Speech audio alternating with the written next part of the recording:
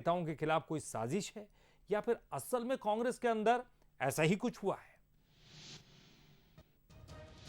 ये दो तस्वीरें बहुत कुछ बयां कर रही हैं। पहली चिट्ठी 1 जुलाई की है, जब कांग्रेस में लोकसभा चुनाव की समीक्षा बैठक चल रही थी, और दूसरी चिट्ठी 2 जुलाई यानी मंगलवार की है। लेटर अलग अलग हैं लेकिन संदेश एक। भूपेश बघेल हार के जिम्मेदार। कांग्रेस के पूर्व महामंत्री अरुण सिसोदिया ने राष्ट्रीय अध्यक्ष मल्लिकार्जुन खड़गे को पत्र लिखकर सवाल खड़े किए और पूर्व मुख्यमंत्री भूपेश बघेल को विधानसभा और लोकसभा में हार का जिम्मेदार ठहराया।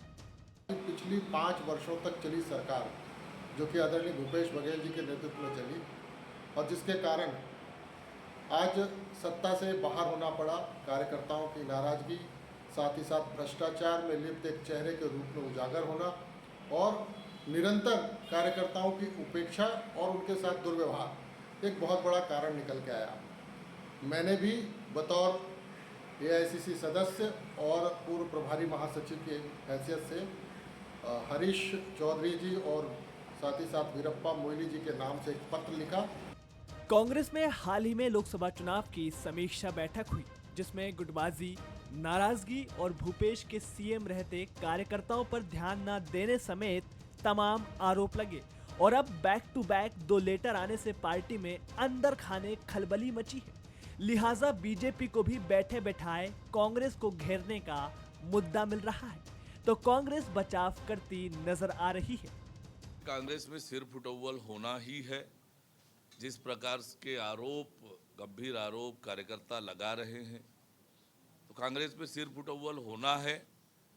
और अब बलि का बकरा कौन बनेगा चुनाव के हार का, ये देखने वाली बात होगी। मिलने का अधिकार, कोई दिल्ली से नेता आता है, मिलने का अधिकार सबको है, लेकिन विधिवत रूप से मिले मुझे तो जानकारी नहीं है। अगर व्यक्तिगत रूप से मिले हुए तो अलग बात है। चिट्ठी अगर लिख रहे हैं तो उनकी व्यक्तिगत स्वतंत्रता है, इस पे मुझे कुछ नहीं कहना है। लेकिन संगठन आने वाला समय में जो भी मार्गदर्शन देगा आलाकमान, उसके आधार पर हम मजबूती के साथ काम करेंगे।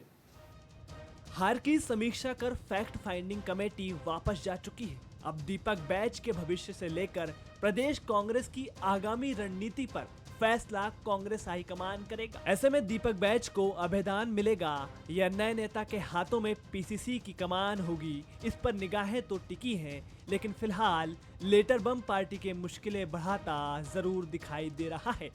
शिखर देवांगन, बंसल न्यूज, रायपुर।